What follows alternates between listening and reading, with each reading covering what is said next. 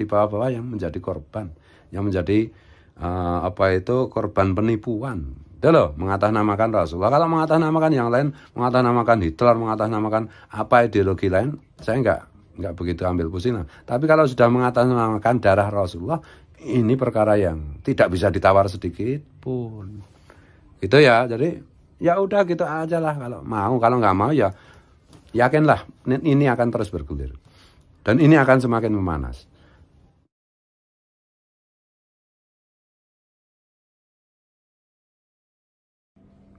Ya, ada beredar video seorang Habib senior yang meminta maaf pada kiai, pada pribumi dan seterusnya. Itu kalau bagi pribumi itu nggak ada artinya apa-apa itu.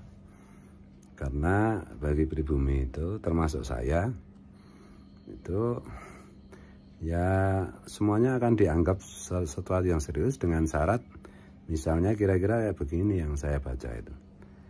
Karena Rabithah Alawiyah itu secara ilmiah tidak bisa menunjukkan nasabnya disepakati nyambung ke Rasulullah, maka dan statementnya Kiai Imaduddin juga nggak mungkin dibantah, serta tes DNA juga nggak berani, dan yang sudah tes DNA sebagai contoh misalnya Najwa Shihab itu juga ternyata darah Arabnya saja cuma 2,9%. Nah itu yang ditunggu pribumi itu ya statement resmi dari Rabithah Alawiyah bahwa mereka menyatakan bahwa secara garis nasab dan secara tes DNA mereka tidak terbukti sebagai dzurriyyat Rasulullah SAW. Itu yang pertama. Yang kedua, menginstruksikan kepada semua anggotanya jangan lagi mengaku-ngaku sebagai dzurriyyatur Rasul kecuali terbukti tes DNA memang mereka memang ada darahnya Rasulullah gitu loh. Nah, dua syarat itu baru. Kalau yang lain cuma soal akhlak, soal jangan bicara keras macam-macam itu kan sebenarnya hanya pemicu, bukan pokok persoalan gitu. Apalagi dengan apologi yang asal-asalan, ngawur, tidak ilmiah, itu hanya nggak ada artinya bagi pribumi itu. Dan sebenarnya itu ya anggota Rabithah Alawiyah itu bisa aja itu DNA-nya kalau dites tuh ada darah Rasulullah itu. Kalau mereka misalnya menikahi dzurriyyatnya Wali Songo, misalnya siapa gitu tercatat di Rabithah itu, dites ternyata tes DNA ternyata membawa darah Rasulullah, itu pasti karena mungkin bapaknya atau kakeknya itu menikahi dzurriyyatnya Wali Songo. Kalau nggak menikahi ya jelas Najwa Shihab aja nggak terbukti gitu ya. Jadi bagi saya setelah mendengar aspirasi para pribumi, sebenarnya pokok persoalannya itu kalau Rabithah tidak pernah mengakui bahwa nasab mereka itu ternyata tidak terbukti, dan masih aja mereka menjual nasab dengan mengaku-ngaku turunan Rasulullah. Apalagi yang terakhir itu sih, itu yang bilang buruk-buruk itu di Madura itu malah menambah rukun iman ya. Kalau nggak iman bahwa Mbak Alawi itu keturunan Nabi berarti masuk neraka dan seterusnya, itu kan udah sangat berbahaya gitu loh. Wong keturunan Nabi, dzurriyyat Rasul itu nggak usah minta diakui kok. Wali Songo juga baru-baru ini saja membahas nasab, membuka kitab catatan nasab dan tes DNA, dan baru-baru ini aja, karena dzurriyyat Wali Songo itu khawatir mengenai kerusakan yang diciptakan oleh oknum-oknum Bang Alawi yang mengaku dzurriyyat Rasul sekaligus merusak Islam, sekaligus merusak ajaran Rasulullah. Jadi persoalan ini tidak akan pernah berhenti kecuali Rabithah Alawiyah secara resmi menyatakan bahwa mereka memang secara ilmiah, baik ilmu nasab maupun ilmu DNA, memang terbukti bukan dzurriyyat Rasul. Yang kedua, mendisiplinkan semua anggotanya untuk jangan lagi ngomong bahwa menjual nama Rasulullah dengan ngaku-ngaku turunan Rasulullah, karena secara ilmiah tidak terbukti. Itu saja. Yang lain akhlak macam-macam gampang lah. Lagi itu kalau cuma caci maki macam-macam nggak masalah, asal jangan ngaku-ngaku dzurriyyatnya Nabi.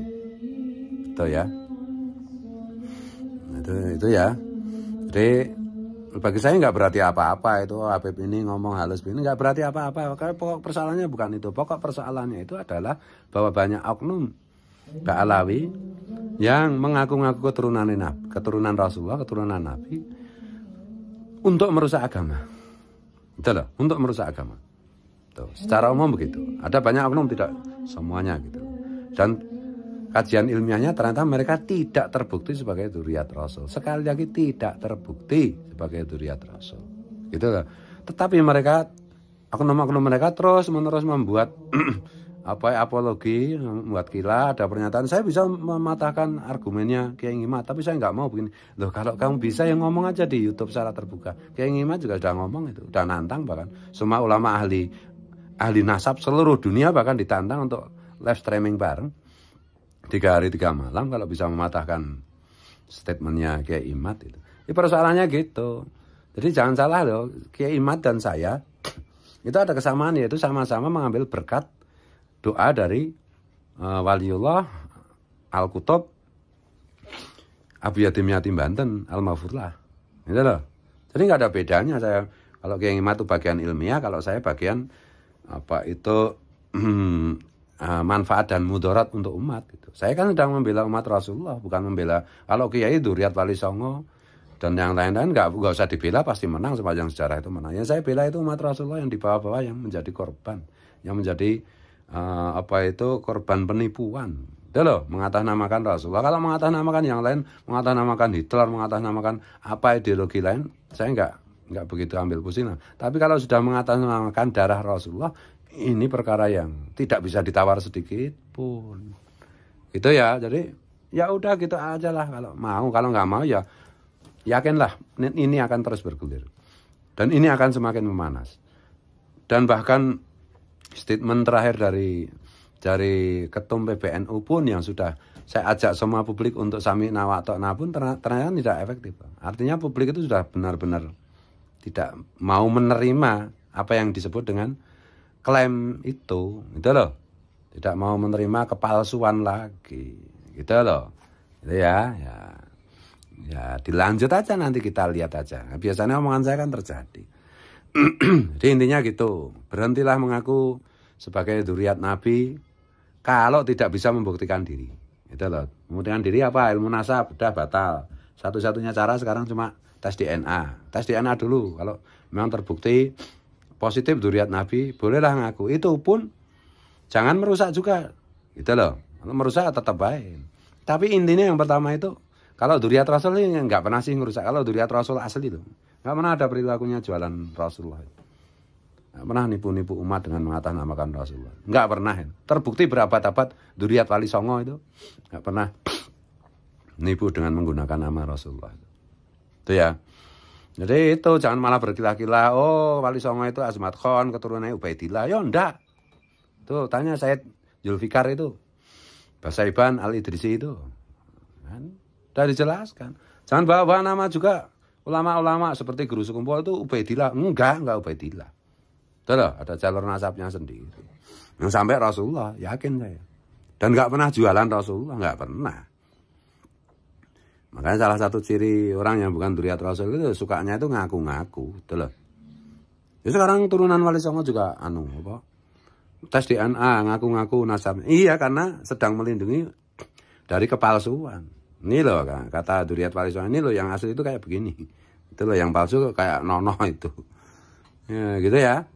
Dan jangan coba-coba main-main itu, ada oknum apalah, ada oknum seperti yang disinyalir oleh Islah Bahrawi itu, ada radikalisme menyusup ke berbagai macam. Jangan main-main dengan oknum-oknum, jangan coba-coba ini. Jangan coba-coba. Jangan coba-coba mengkhianati negara. Ada? Jangan coba-coba mengkhianati negara. Sepanjang sejarah, siapa mengkhianati negara hancur. Betul loh. Ini gitu ya. Mohon maaf kalau menyinggung perasaan, kalau